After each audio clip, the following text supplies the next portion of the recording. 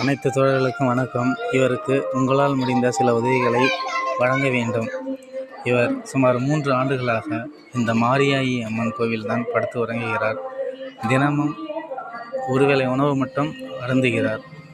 யாரேனும் உதவி செய்தால் மட்டுமே, மற்றபடி கிடையாது.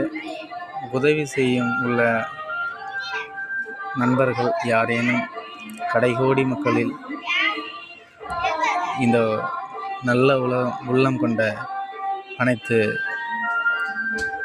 தோழமை நண்பர்களும் தோழர்களும் இந்த வீடியோவை பார்த்தால் இவருக்கு உதவி செய்யுமாறு கேட்டுக்கொள்கிறேன்.